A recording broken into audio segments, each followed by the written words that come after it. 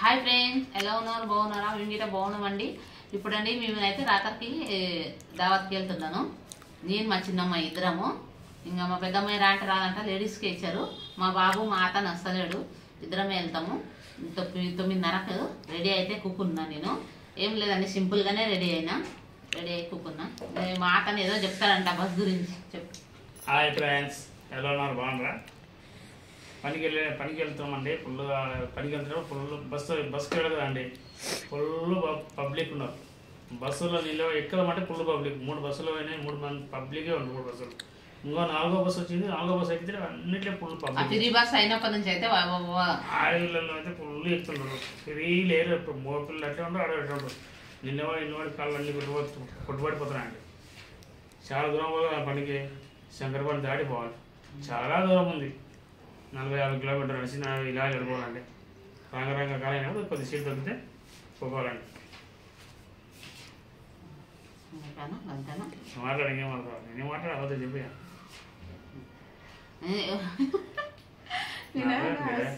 అర్థం కాదు నిజంగా. ఒట్టిగా అంటే ఇట్లాగా మాట్లాడతాం. అయిపోతుందా? చెప్పాలండి ఏదో ఒకటి. వచ్చేటప్పుడు ఎట్లా వచ్చినావు? బస్కి వచ్చినాను. వచ్చేటప్పుడు బస్కి వచ్చినాను. పోయేటప్పుడు బస్కే పోవాలి. ఇట్లా వస్తారు.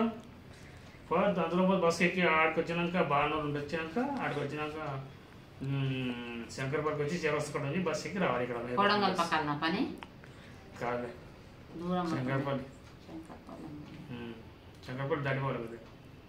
10 కిలోమీటర్. చాలా దూరం ఉందిలే. పని దగ్గర ఏం లేదు. యాన్నతో చేసుకుంటే మనకు పైసలు వస్తాయి. ఒడ్డుగా ఉంటే ఏమొస్తుంది? మాయకాలం చూస్తా మారొక పని చేయాలన్నమాట పెద్దలు. దానికి పని చేస్తున్నాం డైలీ.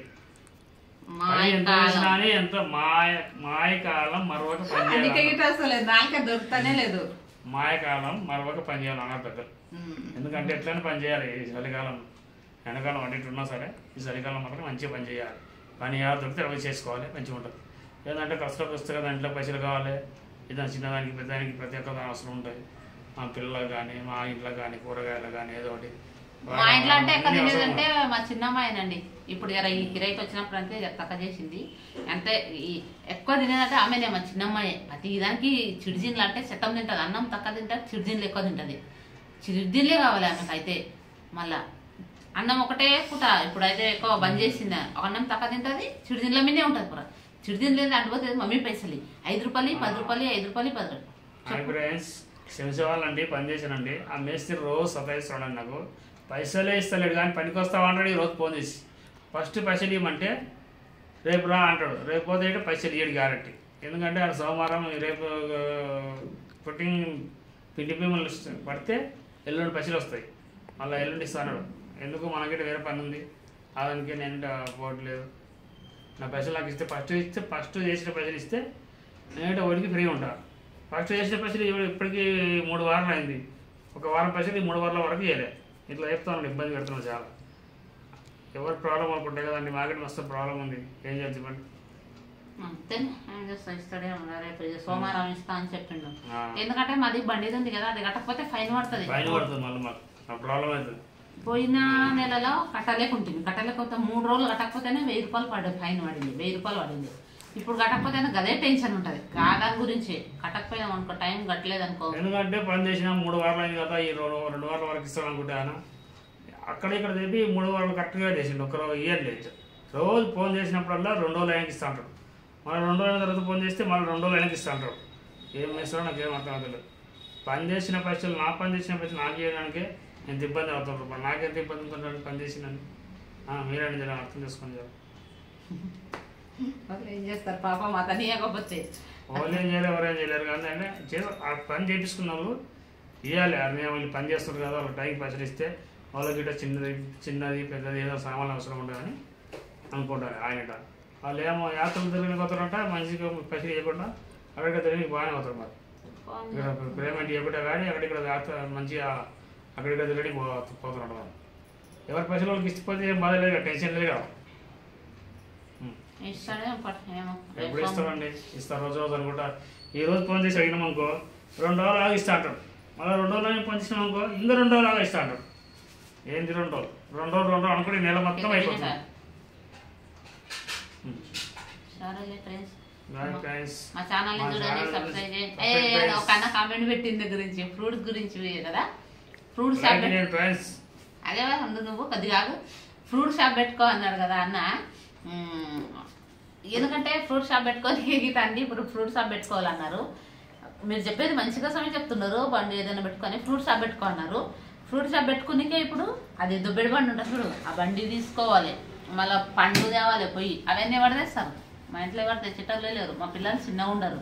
ఇంకా ఈ మా అతని ఓనికేనా అస్సలు పోలేడు. అదే ఏదైనా దందా చేయాలంటే 4 గంటలకు మా పిల్లల దోస్తు వాళ్ళ నాన్న ఉండడు, 4 గంటలకు 3 గంటలకు లేచిపోతాడు. అట్లా ఈ మనిషి లేవడు. సినిమాల్లో ఒకవేళ మేము అప్పుడు టీపీటీ చేసి ఉంచమండి, 1 గంట దాకా 2 గంటల దాకా సినిమా చూస్తాడు. తెల్లారి దాకా సినిమాలు చూసుకుంటా. ఒకసారి ఇట్లే సినిమాలు చూసి తెల్లారులో బిల్డింగ్ మీదకి వెళ్ళి కింద చచ్చిపోయేటాడు, బతికిండు. వీడియోలు గిట్ట పెట్టినా నేను. టీవీ ఉంటే సినిమాలే కావాలి. ఇప్పుడు గిట్ట ఫోన్ ఉంది, సినిమాలు చూసుకుంటానే ఉంటాడు. ఏమన్నా ఇప్పుడు 10 సంవత్సరాలు ఎంత అబద్ధాలు మాట్లాడతాడు, అబద్ధాలు చాలా చెప్తాడు అది. ఎందుకంటే సినిమాలు చూసుకుంటుంటాడు.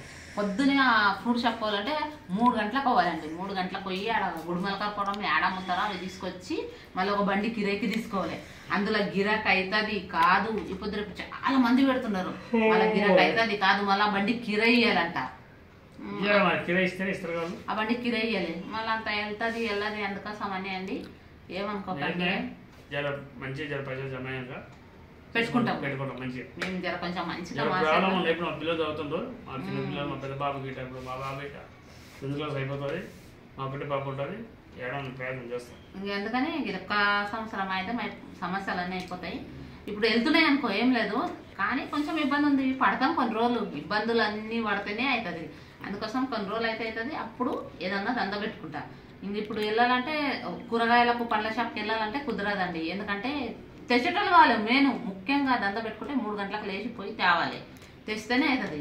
లేని తాండి పోయి ఇక నేను తేవాలంటే కుదరదు. ఇక అది గలి తిరగాలి. అవుతుంది నమ్ముకుని కనుక మా కాడ ఇక కరెంట్ ఆఫీస్కి వెళ్ళి లైన్గా పెడతారు పండ్ల షాపులు అన్నీ ఉన్నాయి. అంటే ఇప్పుడు జాగా గిట లేకుంటుంది. ఎందుకు పెడుతున్నావు, అది జాగా గిట లేకుంటుంది.